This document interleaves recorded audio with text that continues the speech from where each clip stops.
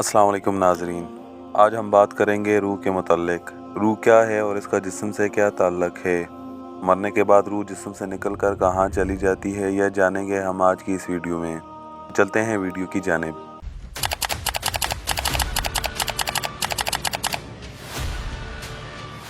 8 से 114 साल पहले एक साइंसदान ने रिसर्च की और इस नतीजे पर पहुंचा इंसान के जिस्म में जो रूह होती है उसका वज़न सिर्फ 21 ग्राम होता है। मगर यह बात सरासर बेबुनियाद और झूठी है, क्योंकि इसका इल्म सिर्फ अल्लाह ताला को है। क्योंकि रूह का कोई वजूद नहीं और रूह बोल भी सकती है और सुन भी सकती है, लेकिन जब वो जिस्म में दाखिल कर दी जाती है तो वो जिस्म के ताबे हो जाती है। अब हम कुरान और हदीस की रोशनी में रूह के मुताल्लिक़ जानेंगे। दौरे रसूल में मुशरिकीन मक्का ने जब हज़रत मोहम्मद सल्लल्लाहु अलैहि वसल्लम से 3 सवाल किए। पहला सवाल ज़ुल्करनैन के मुताल्लिक़ था, दूसरा असहाबे काफ के बारे में और तीसरा रूह क्या है।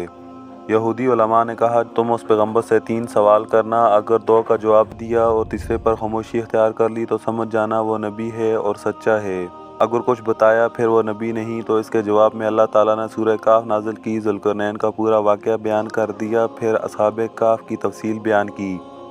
और जब रूह की बारी आई तो हज़रत मोहम्मद सल्लल्लाहु अलैहि वसल्लम ने खामोशी इख्तियार की, क्योंकि हज़रत मोहम्मद सल्लल्लाहु अलैहि वसल्लम वही कुछ बोलते थे जो अल्लाह ताला उनको वही के ज़रिए बताते थे। एक साहबी हजूर सल्लल्लाहु अलैहि वसल्लम की हर बात लिखा करते थे। एक दिन हज़रत मोहम्मद सल्लल्लाहु अलैहि वसल्लम से पूछने लगे, प्यारे आका, जब आप गुस्से में कोई बात कहते हैं वो भी लिखा करूं? तो हजूर सल्लल्लाहु अलैहि वसल्लम ने कहा, खुदा की कसम, ये ज़ुबान हमेशा हक़ की बात करती है और इसके अलावा कुछ नहीं कहती। आलमे अरवाह के अंदर सब रूहों ने अल्लाह ताला से वादा किया था, ए अल्लाह, तू ही हमारा रब है और हम तेरी ही इबादत करेंगे। बच्चा जब पैदा होता है तो वो मुसलमान होता है, फिर जैसे उसकी परवरिश की जाती है वो उसी रास्ते पर मुड़ जाता है। इंसान पैदाइश से पहले कुछ मराहिल से गुजरता है जहाँ से रूह का और जिस्म का वास्ता पड़ता है। माँ के पेट के अंदर जब एक बच्चे की तख्लीक होती है तो वो 40 दिन नुतफ़े की शक्ल में रहता है, फिर 40 दिन खून की शक्ल में और 40 दिन गोश्त की शक्ल में। फिर एक फरिश्ता आकर माँ के पेट में उस बच्चे के अंदर रूह फूंक देता है और उसी वक्त उसकी 4 बातें लिख दी जाती हैं। पहला, उसकी ज़िंदगी कितनी होगी, दूसरा, उसका रिज़्क़, तीसरा, वो नेक होगा या बदबख्त, और चौथा, उसकी मौत का जो वक्त मुकर्रर होगा, ना उससे एक दिन कम जिएगा और ना एक दिन ज़्यादा। जहाँ पर जिस शख्स की रूह कब्ज़ होनी होती है वहाँ पर जाना उसकी ज़रूरत बन जाती है और वो अपनी ज़रूरत के पीछे अपनी मौत के पास पहुँच जाता है।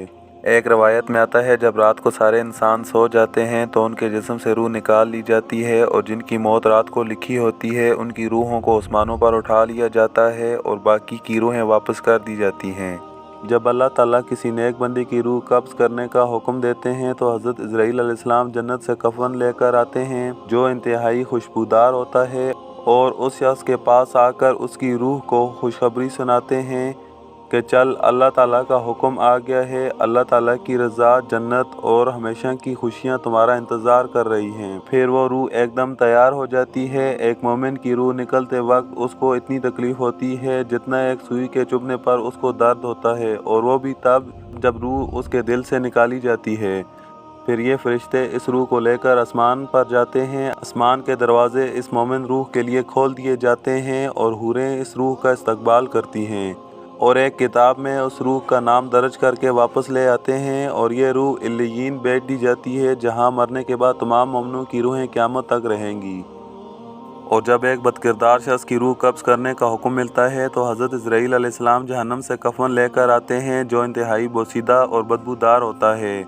हज़रत इज़राइल अलैहिस्सलाम नहायत ही डरावनी शक्ल में उस शख्स के पास आते हैं और वो आते ही उसके सर पर एक ज़ोरदार ज़रब लगाते हैं।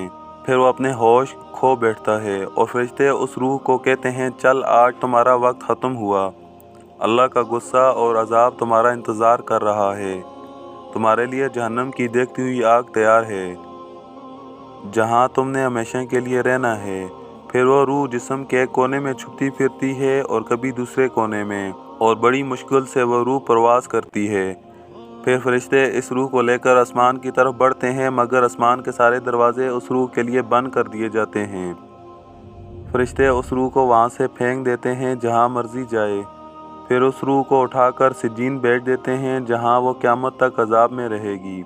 रूह 4 मराहिल से होकर गुजरती है। पहला मरहला आलमे अरवाह का है जहाँ रूह की तख्लीक हुई और उसके बाद जब तक अल्लाह का हुक्म नहीं आता वो किसी जिस्म में दाखिल नहीं हो सकती। और दूसरा मराहिल जब रूह जिस्म में दाखिल होती है, और तीसरा मराहिल जहाँ से मैं, आप और हम सब गुजर रहे हैं, और चौथा मराहिल आलम बरज़ख जहाँ मरने के बाद रूह को मुर्दे के जिस्म से निकाल कर बैठ दिया जाता है और वो क़यामत तक अल्लाह के हुक्म से वहीं रहेगी। फिर अल्लाह ताला बारिश बरसाएंगे, हल्की हल्की और रहमत वाली, और ये बारिश दुनिया वाली बारिश नहीं होगी जिसके बरसने के बाद खेतों में अनाज होगा और मैदानों में सब्ज़ा होगा, बल्कि इस बारिश से हड्डियाँ बनेगी और हड्डियों पर गोश्त चढ़ता जाएगा। फिर अल्लाह ताला हज़रत इसराफील अलैहिस्सलाम को सबसे पहले ज़िंदा करेंगे और उनको सूर थमाएंगे। इस बार सूर क़यामत के लिए नहीं बल्कि लोगों को ज़िंदा करने के लिए फूंका जाएगा। उस सूर में सब इंसानों की रूहें रखी जाएंगी, और जब वो सूर फूंकेंगे तो हर रूह अपने जिस्म में आकर ठहर जाएगी। नेक लोगों की रूह सब्ज़ रंग की होगी और बदकिरदारों की रूह स्याह काले रंग की होगी। यहाँ एक बात और, रूह को मौत नहीं आती बल्कि वो मुंतकिल होती रहती है। जब इंसान की पैदाइश होती है तो वो रूह जिस्म में दाखिल कर दी जाती है। जब मौत का वक्त आता है रूह आसमानों पर उठा ली जाती है, और क़यामत के दिन रूह उसी जिस्म को वापस कर दी जाएगी जिसके साथ दुनिया में रही। फिर क़यामत के दिन उसी रूह के साथ हिसाब किताब देकर जन्नत या जहन्नम में जाएगी। अल्लाह हमें राह हक़ पर चलने की तौफ़ीक़ अता फ़रमाए, आमीन। उम्मीद करता हूँ वीडियो आपको पसंद आई होगी। मज़ीद ऐसी वीडियोज़ के लिए हमारे चैनल को सब्सक्राइब करें। मिलते हैं एक नए और इन्फॉर्मेटिव टॉपिक के साथ। अपना ख्याल रखिएगा। वस्सलाम।